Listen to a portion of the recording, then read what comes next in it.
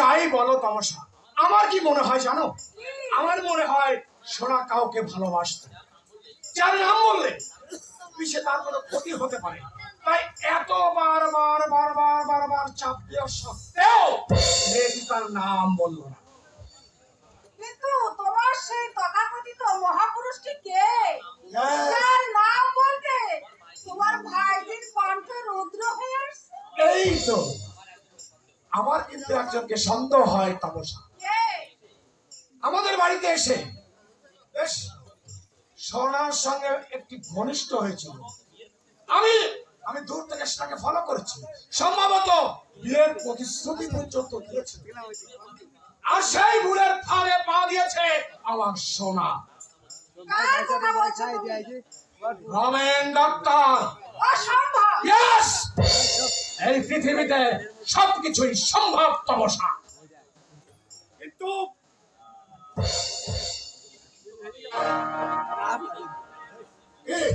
তোমার বিশ্বাস হচ্ছে না? হ্যাঁ, আমি ওকে দুজনকে খুব ঘনিষ্ঠ ভাবে বুঝতে পেরেছি। হ্যাঁ, তাই বলে রমেন ডাক্তার তৃষ্ণা পেলে নর্দমার জল খাবে না? কি আছে তোমার ভাইজির মধ্যে? রূপ, গুণ, স্মার্ট, নাথিং, কিচ্ছু নেই। তোমার সঙ্গে আমি তর্ক করতে চাই না। তোমার নিজের মধ্যে দুর্বলতা। অনেক সঙ্গ তপস্যা করেছিলে, তাই আমার মতো স্ত্রী তোমার ভাগ্যে জুটেছে। আর অন্য কোনো মেয়ে হলে অনেক দুর্ভোগ ছিল তোমার কপালে। যাক, তোমার সঙ্গে পথের মাঝে তর্ক করে আমি সিক্রেট করতে চাই না, কারণ সমাজে আমার একটা মান সম্মান আছে। তোমার সবচাইতে বড় গুণ, আমার যে কোনো বন্ধু আমার বাড়িতে এলে তার কান্ধ লাগনা হয়ে ধেই ধেই ধেই ধেই করে না, তাই না? এটাই হচ্ছে তোমার রুচি। কি বলতে চাও তুমি? না না তমসা, না, চুপ করে থাকলে চলবে না।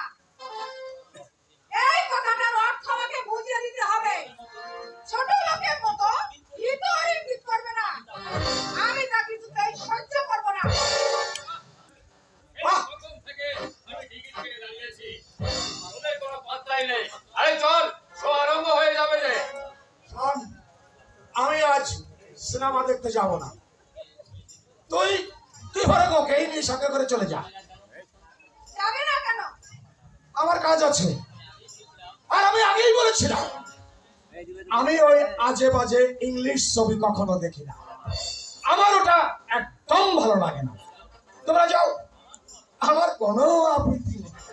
সমান ভাই, আর যাবার সময় ম্যাডামকে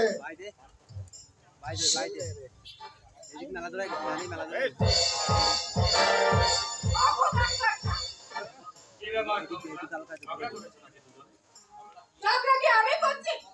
কথায় কথায় ওর ভাইদের কথা উঠলো। ও বললে রমেন ডাক্তার বিয়ের প্রতিশ্রুতি দিয়ে সোনার সর্বনাশ করে পালিয়েছে। আমি বললাম কখনো না, রমেনকে আমি চিনি। রমেনের নাম বলেছে? আরে বলবেই তো, এছাড়া বলবার আর কিছু আছে নাকি? চোর কি কোনোদিন বলে আমি চুরি করেছি? তার মানে হয় তমসা, মানে জিজ্ঞাসা করে তুমি আমাকে বিপদে ফেলো না। হাজার হোক নিরঞ্জন আমার বন্ধু, আর বন্ধুর সংসারে ভাঙন করে এমন কাজ আমি করতে চাই না। লক্ষ্মী,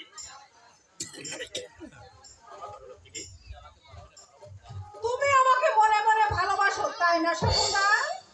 আমাকে বিপদে ফেললে তমসা, আমাকে বিব্রত করে তোমার কি লাভ? আমি বুঝি না। শকুন, তুমি কিন্তু আমার প্রশ্নের উত্তর এড়িয়ে যাচ্ছ। তুমি কিন্তু আমাকে নির্বোধ ভেবো না। যখনই আমি তোমার সঙ্গে কথা বলি, তোমার ওই লোভী চোখ দুটো আমার সর্ব অঙ্গে লেহন করে।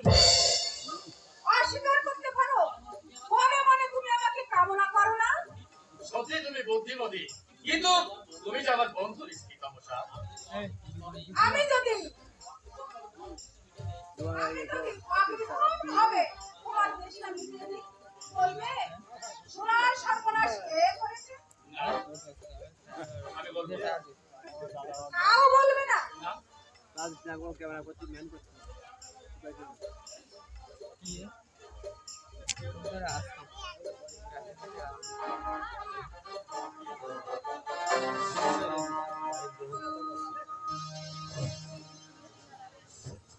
তুমি হাজার ফুলের মাঝে একটি গোলাপ, তুমি হাজার তারার মাঝে একটি তুমি যে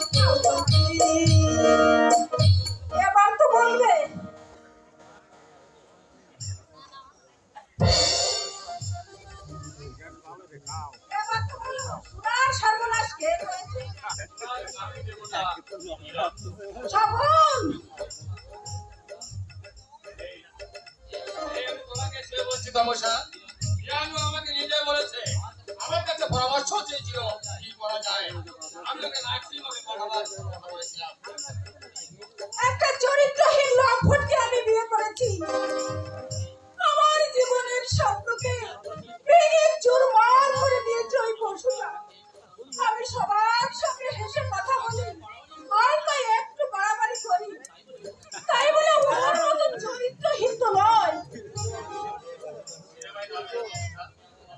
তুমি আমাকে মার্জনা করো সকল আমার মনটা আজ ভালো নেই আমার বুকের মধ্যে আগুন জ্বলছে ওই জন্য রমেনের উপর দোষ চাপাতে চাইছে জানে রমেন দেশে নেই প্রতিবাদ করতে পারবে না একটা অমানুষের হাতে পড়ে আমার জীবনটা ব্যর্থ হয়ে গেল ব্যর্থ হয়ে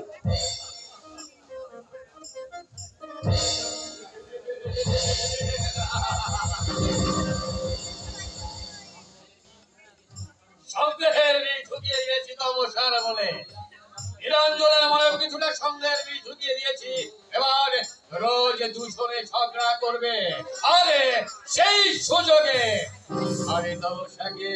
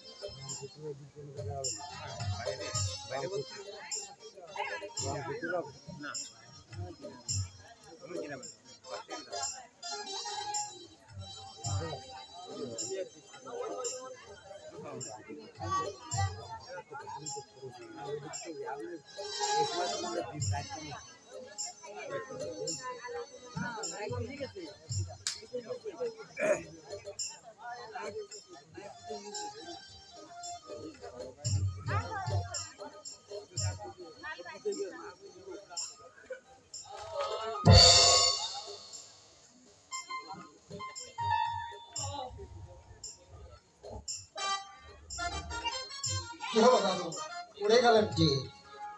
ইস, এই অন্ধকারে বুড়ো মানুষ এত বড় কাঠের বোঝা নিয়ে যেতে পারবে?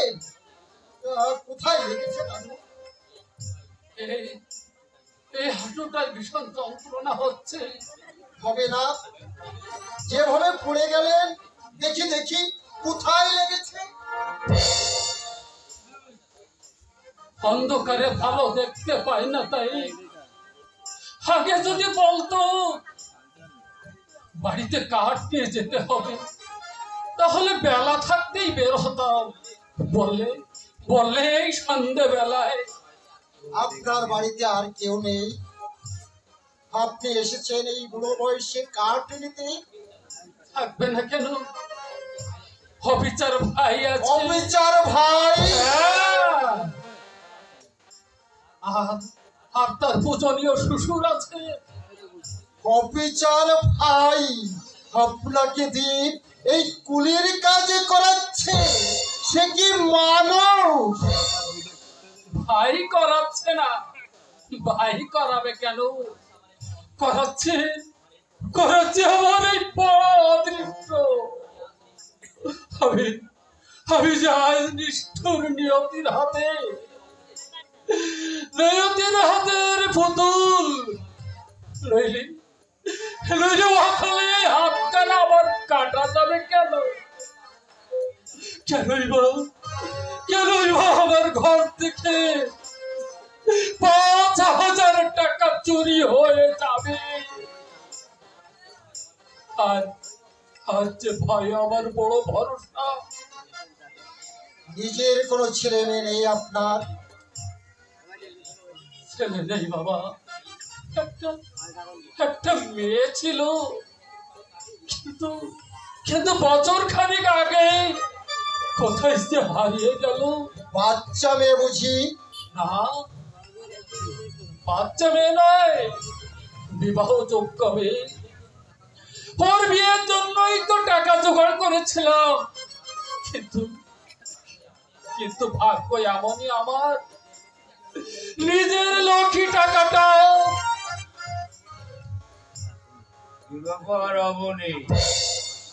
তোমারে পাঠাইলাম সেই কখন সিগারেট লাইগা, আর তুমি এখানে বৈশা গুলতালি মারতে আসো। কাজে আর কতদিন ভাবি দেওয়া বাবুনি? এ খাটো নাইলে বৈশা থাইকা তোমার শরীরে কিন্তু বাত জইমা যাইব। দেখুন বাবু, বুড়ো মানুষ। কি কইলা? বুড়ো? আরে বুড়ো নয় বাবু, বুড়ো নয়, আমার চাইয়া ওর বয়স কম হইব। এসব আছে নকশাবাজি। আমরা হইলাম বাংলার 12 ভূঁইয়ার 1 ভূঁইয়া, ওইসব নকশাবাজি আমরা দেখছি। আপনার কে হন? আমার ছাতাটা হল, আমার ছাতাটা ও আমার জামাইয়ের বড় ভাই।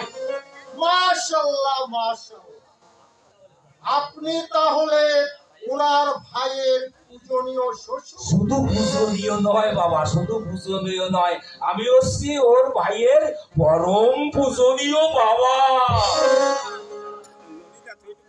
আমরা হইলাম গিয়া বাংলার 12 ভূইয়ার এক ভূইয়া।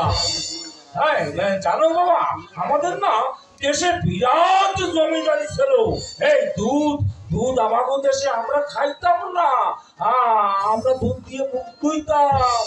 আর আর আমাদের দেশে না কুত্তায়ও কোনো মাছ খাইতো না।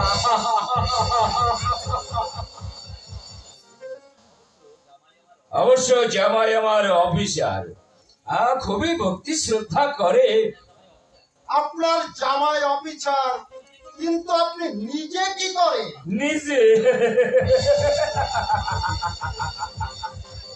আরে বাবু, আমরা হইলাম বাংলার 12 ভূইয়ার এই এক ভূইয়া। আমরা জীবনে কোনোদিন কাম কইরা খাই নাই। অবশ্য এখন আমার রিটায়ার্ড লাইফ, মানে অবসর জীবন। কি চমৎকার! আপনার রিটায়ার্ড লাইফ মানে অবসর জীবন, আর আপনার জামাইয়ের বড় ভাইয়ের বুঝি এই বয়সে উলের কাজ করবার সময়। একেই বলে যার বিয়ে তার ঠিক নেই, নেপো এবারে কি বললি সেটা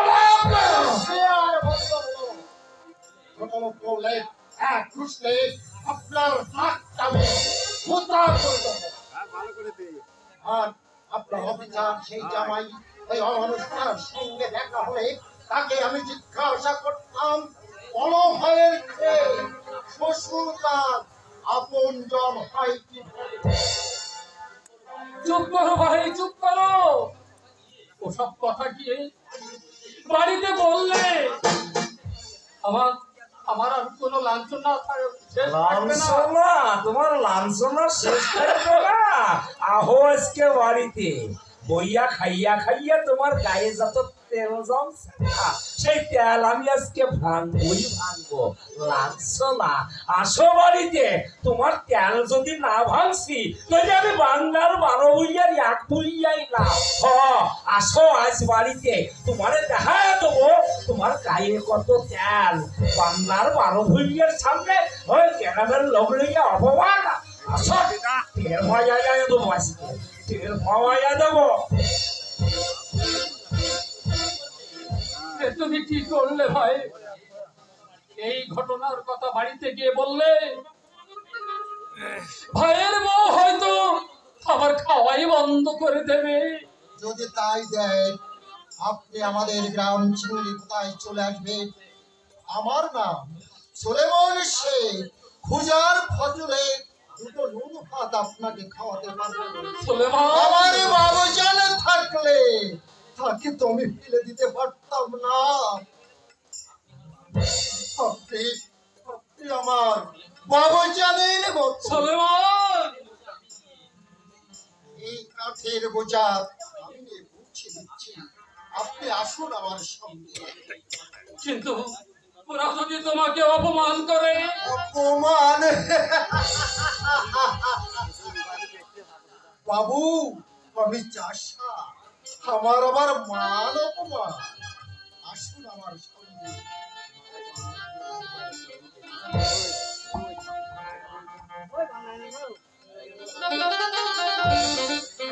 ভগবান, এই অনাথ ছেলেটার প্রাণী যেটুকু মায়া আছে, আমার ভাইয়ের মধ্যে যদি সেটুকু থাকতো তাহলে তাহলে যে আমার কোনো দুঃখ থাকতো না। হায় রে ভাগ্য, হায় রে অদৃষ্ট।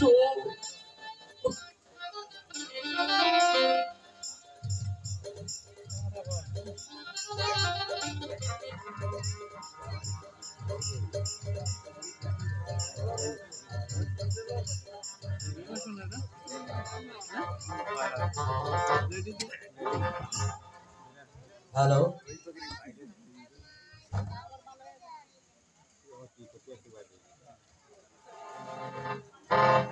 হ্যালো সুধী,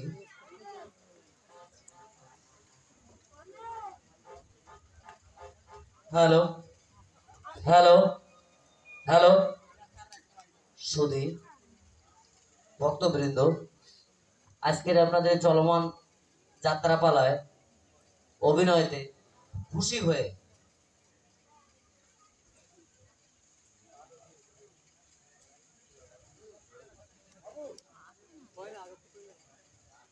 আমি ননী গোপাল মণ্ডল, আমাদের বড় ভাই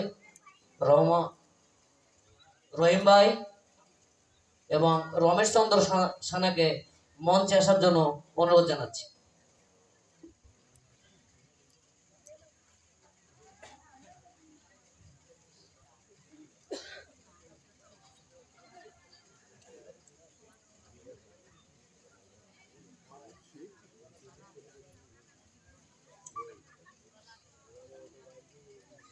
দর্শকবৃন্দ, এনাদের তিনজনের অভিনয় মুগ্ধ হয়ে আমাদের কমিটির পক্ষ থেকে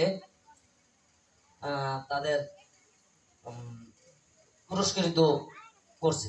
আপনারা একটু করতালি দিয়ে তাদের সম্বোধনা জানান।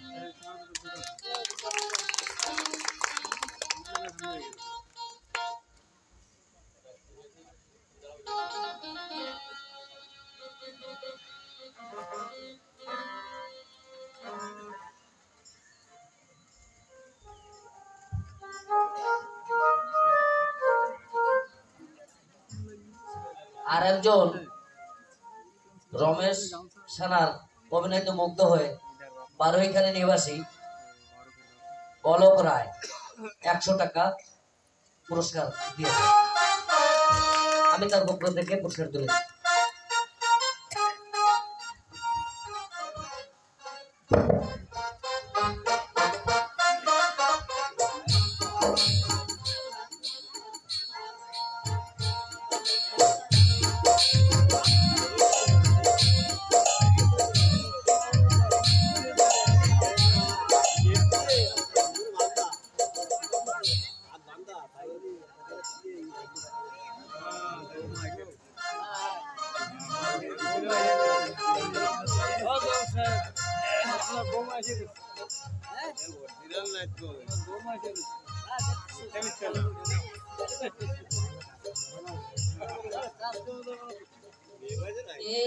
একটি মনের দাম দিতে গিয়ে জীবন চলার পথে হারিয়ে কি আমি পেলাম, কি আমি পেলাম। একটি মনের